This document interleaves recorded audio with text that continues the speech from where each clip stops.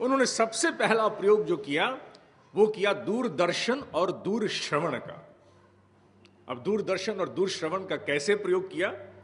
उन्होंने हमारे यहां जो नाद योग की साधना होती है, लय योग के अंतर्गत हम ओंकार ध्वनि पर ध्यान केंद्रित करते हैं, उन्होंने वहां कृत्रिम रूप से नाद योग की ध्वनि को मशीन से उत्पन्न किया, जिसे उन्होंने बाइनॉरल साउंड का नाम दिया। बाइनॉरल साउंड के माध्यम से उन्होंने कुछ विशिष्ट लोग चुने और उन्हें उस पर साधना कराई।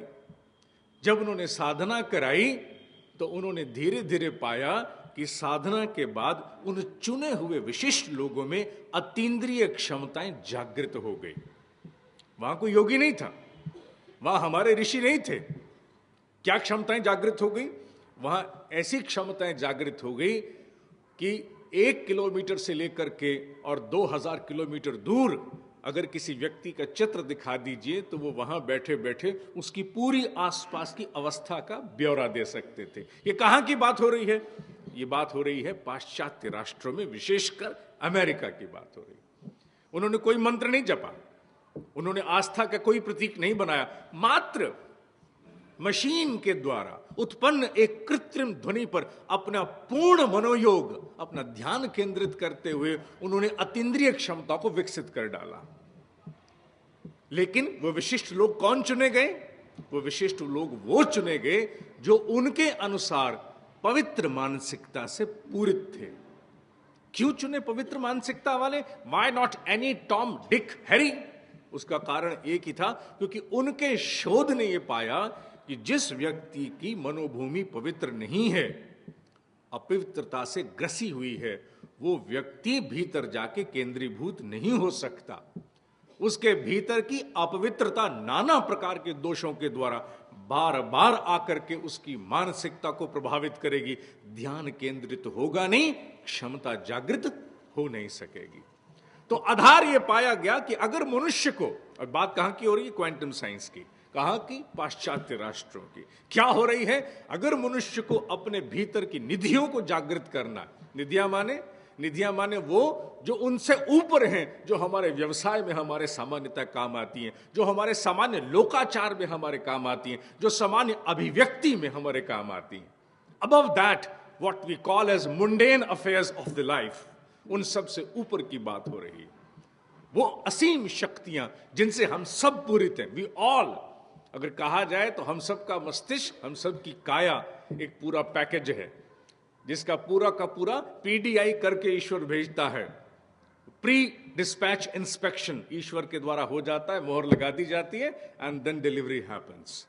लेकिन समस्या यह है कि हम सब लोग, जैसे विदेश में कार आती है, एक हम लोगों ने चुटकुला भी सुना हुआ है, उसमें विदेश से किसी ने गाड़ी मंगवाई और 2 लोगों ने गाड़ी इकट्ठी मंगवा करके वो एयरपोर्ट से डिलीवरी लेके चले। जब चले तो रास्ते में एक की गाड़ी खराब हो गई। चुटकुला बड़ा पुराना है। जब गाड़ी खराब हो गई तो उसने आगे जाकर के बोनट खोला। जैसे ही बोनट खोला उसने देखा उसमें इंजन नहीं है। उन्होंने कहा इतना तो धोखा हो गया हमारे साथ, चाबी भर करके गाड़ी भेज दी हमें, और चाबी खत्म हो गई, गाड़ी रुक गई।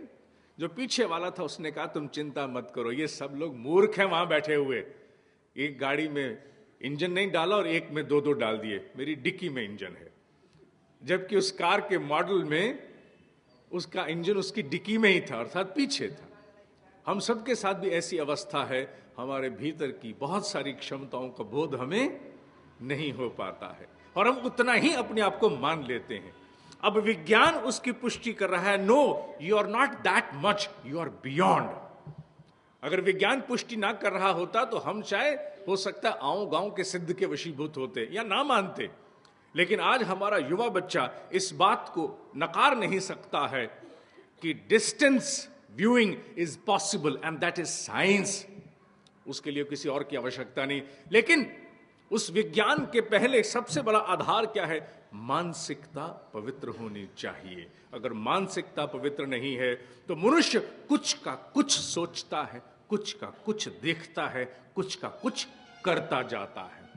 उसकी दूषित मानसिकता इतनी गर्द उड़ाती है, इतनी धुंध भीतर हो जाती है कि सत्य और तथ्य के दर्शन नहीं होते। यह बात अलग है कि हमने अतीन्द्रिय क्षमताओं की बात की। वहीं यह भी सत्य है कि मनुष्य की मानसिकता अगर पवित्र हो, अतीन्द्रिय क्षमताएं ना भी जागृत हों, कोई आवश्यकता नहीं, मैं बैंक में नौकरी करता हूं, मुझे दूर श्रवण और दूरदर्शन की जरूरत नहीं है, मुझे डिस्टेंस हीलिंग की पावर नहीं चाहिए, तो भी मनुष्य के जीवन में शांति, उत्साह और उमंग की अभिवृद्धि हो जाती है, जिसके लिए हम सब मृग तृष्णा की तरह भागे घूमते हैं। पवित्रता एंश्योर्स दैट, उस बात की पूर्ति करती है। तो फिर गंगा का इसमें क्या दायित्व हो गया? गंगा ऋषियों के द्वारा उनके आशीर्वाद का पवित्रता का ऐसा निरंतर प्रवाह है, जिसके सानिध्य में जाने से पावनता आ जाती है। हम सब जानते हैं, भले ही हम साधक हैं या सामान्य हैं, कि गंगा मलिनता की सफाई करती है, गंदगी की सफाई करती है। ये भ्रांति अलग है हमारे भीतर कि हमने गंगा की सफाई करने की क्षमता को गलत रूप में समझा है। बहुत बड़ी भ्रांति है कि गंगा पाप का नाश करती है। This is absolutely false. Ganga पाप का नाश कभी नहीं करेगी, क्योंकि गंगा की उत्पत्ति शिव से है। वो शिव के साथ अशिव नहीं करेगी। अपने ही शिव के द्वारा स्थापित कर्म फल की पूरी धारा का उल्लंघन कैसे कर सकती है? यह बात झूठ है कि गंगा किसी के पाप का नाश करती है। गंगा पाप करने वाली वृत्ति को बदल सकती है, हां, यह करती है। अगर गंगा के सानिध्य में हम पूर्ण जिज्ञासा भाव से, पूर्ण पिपासा के साथ उपस्थित होते हैं, तो पाप की वृत्ति, that means the recurrence of sin, वो रोका जा सकता है। लेकिन जो पाप हो चुके हैं, गंगा उन्हें धो सकती है? इम्पॉसिबल, गलत है। ये कैसे धो सकती है? अगर गंगा ये काम करना शुरू कर दे, हमारे पाप धोना शुरू कर दे, तो सबसे पहले उसने शिव के साथ धोखा किया।